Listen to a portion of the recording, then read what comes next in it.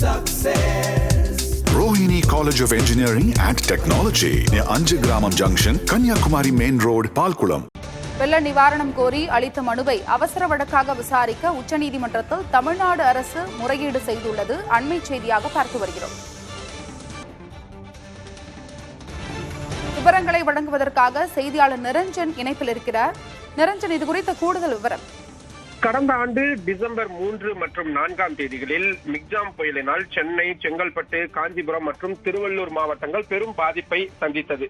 அதைத் தொடர்ந்து டிசம்பர் 17, 18 ஆகிய தேதிகளில் வரலாறு காணாத மழை பொழிவினால் தூத்துக்குடி, திருநெல்வேலி, தென்காசி, கன்னியாகுமரி ஆகிய மாவட்டங்கள் மிக கடுமையான வெள்ள பாதிப்புகளையும் சந்தித்திருந்தது.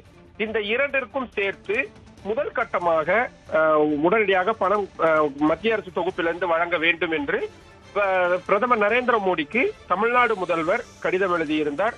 19ஆம் தேதி, அதாவது டிசம்பர் 19ஆம் தேதி நேரில் சென்ற முதல்வர் பிரதமரை சந்தித்து இதற்கான கோரிக்கையும் வைத்தார். அதற்கு பிறகு தொடர்ச்சியாக தமிழ்நாடு அரசுக்கும் மத்திய அரசுக்கும் இடையிலான கடித போக்குவரத்து என்பது இருந்து வந்த நிலையில் திமுகவில் நாடாளுமன்ற குழு அமித்ஷாவை, மத்திய உள்துறை அமைச்சர் அமித்ஷாவை ஜனவரி 13ஆம் தேதி சந்தித்தும் கோரிக்கை வைத்திருந்தனர்.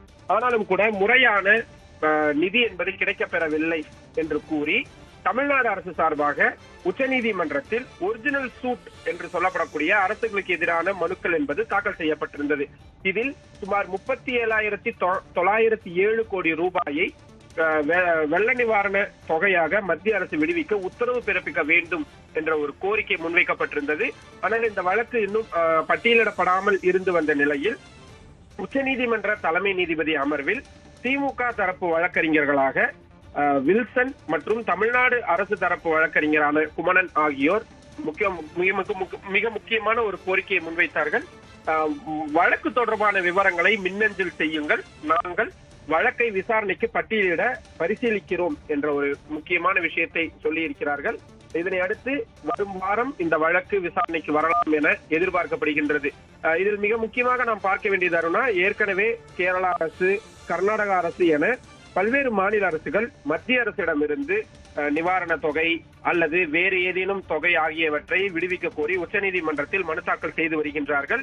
இந்த வழக்குகளை ஏற்கனவே விசாரித்த நீதிமன்றம் அரசுக்கும், அதாவது மாநில அரசுக்கும் மத்திய அரசுக்கும் இடையிலான ஒரு சுமூக உறவு என்பது இருக்க வேண்டும் என்பது போன்ற அறிவுரையை வழங்கியிருந்தார்கள். இந்த நேரத்தில் தமிழ்நாடு அரசின் வழக்கு வரும் பொழுது உச்சநீதிமன்றம் அணுகக்கூடிய ஒவ்வொரு விஷயமும் அதி முக்கியமானதாக இருக்கும். விரிவான விவரங்களுக்கு நன்றி நிரஞ்சன்.